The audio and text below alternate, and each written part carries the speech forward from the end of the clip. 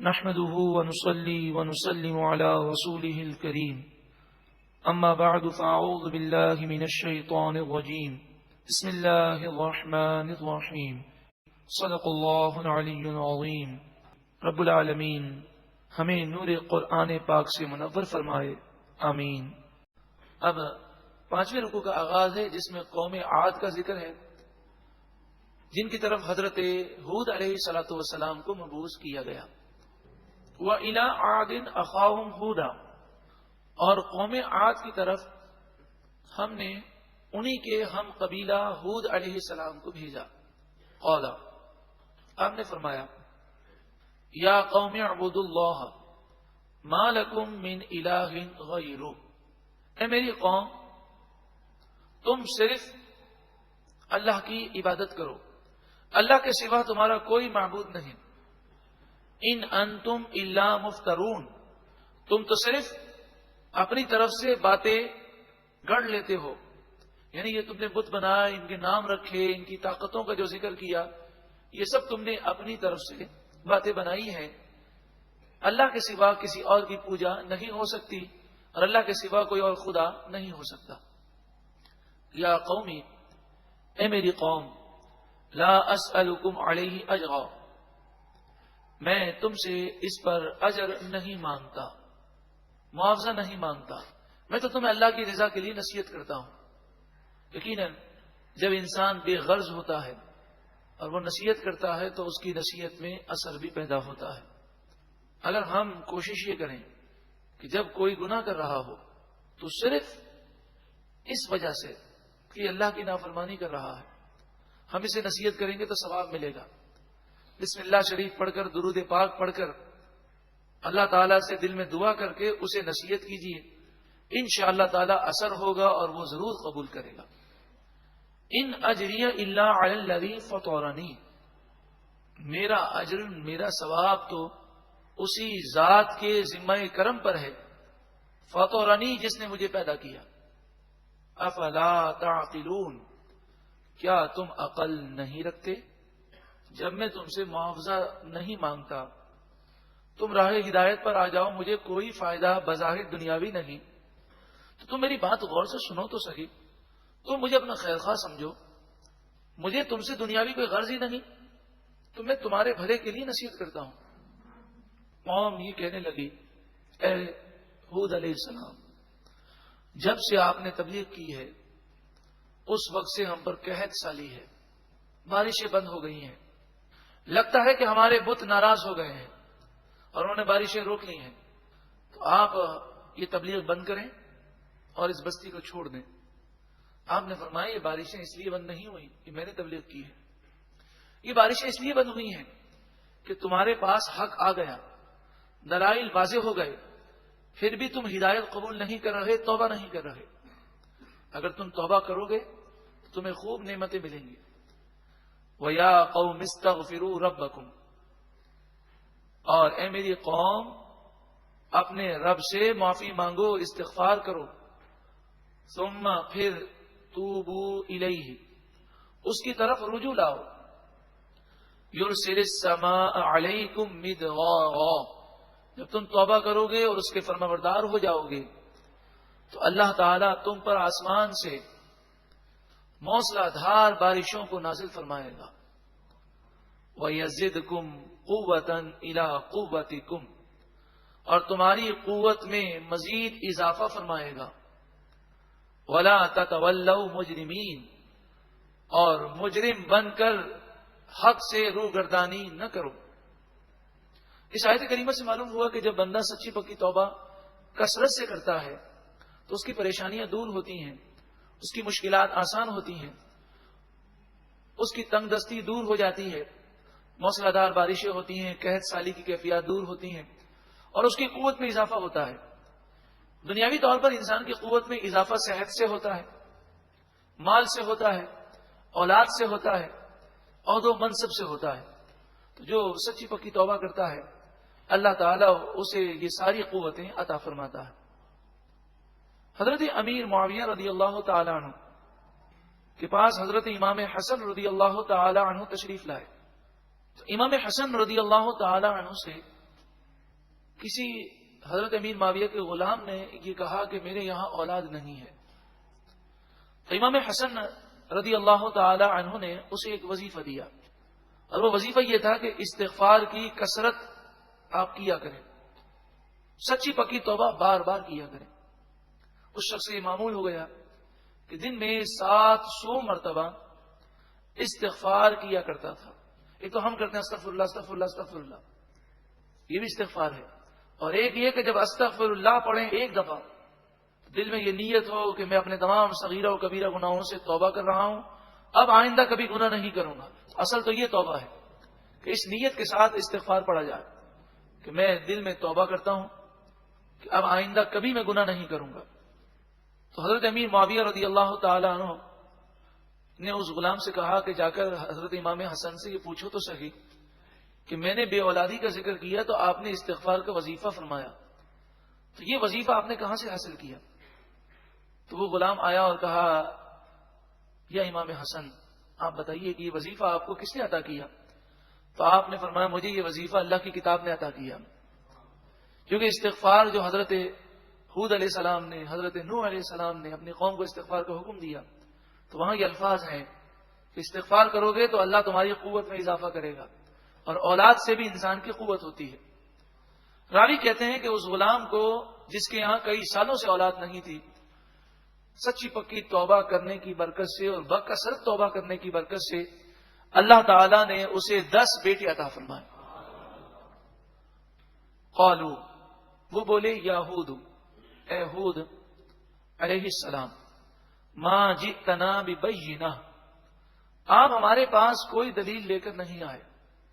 یہ کافروں کی عادت ہے کہ جب وہ ضد پر آتے ہیں تو اس طرح پروپیگنڈا کرتے ہیں کہ انہوں نے ہمارے سامنے کوئی دلیل پیش نہیں کی، حالانکہ حود علیہ السلام نے کئی معجزات دکھائے، کئی دلائل انہیں سمجھائے، لیکن آخر تک وہ یہی کہتے رہے کہ آپ نے ہمیں کوئی دلیل دی ہی نہیں ہے۔ وما نحن بتارکی آلہتنا عن قولک، ہم آپ کی باتیں سن کر اپنے معبودوں کو نہیں چھوڑ سکتے۔ وما نحن لک بمؤمنین، اور ہم آپ پر ایمان نہیں لائیں گے۔ ان نقول الا اعتراک بعد آلہتنا بسوء، ہم تو یہی کہتے ہیں کہ آپ پر ہمارے معبودوں کی بری جھپٹ لگ گئی ہے کہ آپ ایسی نعوذ باللہ من ذالک بہکی بہکی باتیں کر رہے ہیں، یعنی وہ جنت کی باتیں، جہنم کی باتیں ان کی عقل میں نہیں آتی تھی، عذاب قبر کی باتیں، تو کہتے آپ کی باتیں عقل سے ماورا ہیں، ہمیں تو لگتا ہے کہ آپ نے ہمارے معبودوں کی توہین کی تو اس لیے ہمارے معبودوں کی بری جھپٹ لگ گئی ہے، نعوذ باللہ من ذالک۔ قال، آپ نے فرمایا انی اشہد اللہ، بے شک میں اللہ کو گواہ بناتا ہوں، واشہدوا، اور تم بھی گواہ رہو، انی بریء مما تشرکون، بے شک میں ان تمام معبودوں سے، جھوٹے معبودوں سے، ان بتوں سے بیزار ہوں جنہیں تم اللہ کے ساتھ شریک ٹھہراتے ہو۔ یعنی انہوں نے جھپٹ کی بات کی تو آپ نے پھر دوبارہ ان کے جھوٹے معبودوں کی حقیقت کو بیان کیا۔ من دونہ، جنہیں تم اللہ کے علاوہ پوجتے ہو، فکیدونی جمیعا، پس تم سب مل کر میرے خلاف مکر و فریب کرو، جو کر سکتے ہو کرو، ثم لا تنظرون، پھر تم مجھے مہلت نہ دو، انی توکلت علی اللہ ربی و ربکم، بے شک میں اللہ پر بھروسہ رکھتا ہوں جو میرا رب بھی ہے اور تمہارا رب بھی ہے۔ آپ کے توکل پر قربان جائیے کہ ساری دنیا میں کافر آپ کے ساتھ چند مسلمان ہیں اور وہ آپ کو دھمکیاں بار بار دیتے، تو آپ نے فرمایا کہ تم بہت دھمکیاں دے چکے، اب تمہیں جو کرنا ہے کرو، میں تبلیغ دین نہیں چھوڑوں گا۔ ما من دابۃ الا هو آخذ بناصیتها، اس کی لفظی معنی یہ ہے کہ ہر جاندار کی پیشانی کو اللہ تعالی پکڑے ہوئے ہے، یہ لفظی معنی ہے، یہ ایک محاورہ ہے، مراد ہے کہ ہر جاندار اللہ کے قابو میں ہے، اللہ کے حکم کے سامنے وہ بے بس ہے۔ تو جب میرا رب تمہاری گرفت فرمائے گا تو تم میرا کچھ بھی نہیں بگاڑ سکو گے اور اللہ کے عذاب سے نہیں بچ سکو گے. ان ربی علی صراط مستقیم، بے شک میرا رب سیدھے راستے پر ہدایت دیتا ہے، وہ سیدھے راستے کی ہدایت دیتا ہے. فَإِن تَوَلَّوْا، پھر اگر تم پھر جاؤ، فَقَدْ أَبْلَغْتُكُمْ مَا أُرْسِلْتُ بِهِ إِلَيْكُمْ، تو بے شک اگر تم میری باتوں سے پھر گئے اور ہدایت کو نہ مانا تو یہ بات سمجھ لو کہ بے شک میری طرف جو وحی کی گئی اور مجھے جو پیغام پہنچانے کا حکم دیا گیا وہ میں نے پہنچا دیا. وَيَسْتَخْلِفُ رَبِّي قَوْمًا غَيْرَكُمْ، اور ان قریب اللہ تعالی میرا رب تمہارے علاوہ کسی اور قوم کو تمہاری جگہ لے آئے گا، تم پر عذاب آئے گا، تم تباہ ہوگے، اور پھر اس کے بعد دوسری قوم پیدا کر دی جائے گی. وَلَا تَضُرُّونَهُ شَيْئًا، اور تم اللہ کا کچھ بھی بگاڑ نہ سکو گے. ان ربی علی کل شیء حفیظ، بے شک میرا رب ہر چیز کی حفاظت کرنے والا ہے. وَلَمَّا جَاءَ أَمْرُنَا، اور جب ہمارا حکم آیا، نَجَّيْنَا هُودًا، ہم نے ہود علیہ السلام کو نجات دی. وَالَّذِينَ آمَنُوا مَعَهُ، اور ان لوگوں کو نجات دی جو ان کے ساتھ تھے. بِرَحْمَةٍ مِنَّا، ہماری طرف سے خصوصی رحمت کی برکتوں سے. وَنَجَّيْنَاهُمْ مِنْ عَذَابٍ غَلِيظٍ، اور ہم نے انہیں سخت عذاب سے نجات عطا فرمائی. حضرت ہود علیہ السلام کی قوم عاد پر کئی سالوں تک جب قحط سالی مسلط کی گئی تو یہ خانہ کعبہ دعا کے لیے گئے. جس طرح مشرکین مکہ وہ بھی خانہ کعبہ کا طواف کرتے، 360 بت رکھتے تھے. تو قوم عاد کے لوگ چند ان کے نمائندے بن کر وہ مکے میں گئے دعا کے لیے. پھر انہوں نے وہاں دعائیں کی اور پھر آئے اپنی قوم کے پاس. تو انہیں ایک کالا بادل آتا ہوا نظر آیا. ساری قوم خوشیاں منانے لگی اور کہنے لگی یہ بادل ہے، اس سے بارش ہوگی. پھر یہ کالا بادل جو بظاہر بارش کا بادل محسوس ہوتا تھا اچانک سے یہ سرخ ہو گیا اور ہوا چلنی شروع ہوئی. یہ ہوا ایسی سخت تھی کہ یہ لوگوں کو زمین سے اٹھاتی اور پھر زور سے زمین پر پٹک دیتی. قوم عاد بڑے لمبے چوڑے تھے، مفسرین نے فرمایا ان کے قد کھجور کے تنوں کی طرح تھے. تو یہ ہوا انہیں جب پٹکنے لگی تو یہ گھروں میں گھس گئے، اپنے گھر کے دروازے بند کر دیے. تو ہوا نے گھر کے دروازے توڑ دیے اور اتنی تیز ہوا نکلی کہ وہ گھر سے انہیں نکالتی اور پھر باہر جو ہے پٹک پٹک کر انہیں ہلاک کر دیتی. اسی جگہ پر حضرت ہود علیہ السلام بھی موجود ہیں. آپ نے اپنے ساتھ جتنے مومنین تھے، بعض مفسرین نے ان کی تعداد 4000 لکھی.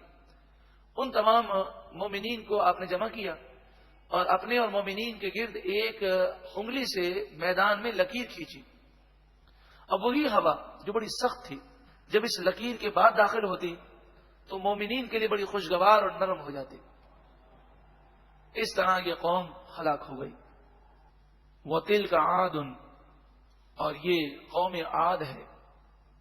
جَحَدُوا بِآيَاتِ رَبِّهِمْ، انہوں نے اپنے رب کی آیتوں کو جھٹلایا، اس کا انکار کیا. وَعَصَوْا رُسُلَهُ، اور اپنے رسول کی نافرمانی کی. وَاتَّبَعُوا أَمْرَ كُلِّ جَبَّارٍ عَنِيدٍ، اپنے رسول کی نافرمانی کی، اپنے رب کی نافرمانی کی. لیکن کہنا کس کا معنی؟ فرمایا انہوں نے پیروی کی ہر جابر سرکش کے حکم کی. اس قوم کے جو سردار تھے، جو جابر تھے، ظالم تھے، سرکش تھے، جو اللہ اور اس کے رسول کے نافرمان تھے، ان کی باتیں انہوں نے مانی اور ان کے کہنے پر وہ چلے. غور کرے ہر وہ مسلمان جو اس بات کو سن رہا ہے. ہم کئی موقع پر گناہ کرتے ہوئے جب لوگوں کی بات مانتے ہیں تو کبھی ہم نے غور کیا ہے کہ ہم اللہ اور اس کے رسول کی باتوں کو چھوڑ کر ایک گناہ گار کی بات کو تسلیم کرتے ہیں. یہ کیا دے سکتا ہے اور کیا لے سکتا ہے. وَأُتْبِعُوا فِي هَذِهِ الدُّنْيَا لَعْنَةً، اس دنیا کی زندگی میں ان پر لعنت رکھ دی گئی. وہ یوم القیامت، اور قیامت میں بھی ان پر لعنت ہے. الا سن لو، ان عادا، بے شک قوم عاد، کفروا ربہم، اس نے اپنے رب کا انکار کیا. الا سن لو، بعدا لعاد قوم ہود، ہود علیہ السلام کی قوم عاد کے لیے اللہ کی رحمت سے ہمیشہ کے لیے دوری ہے.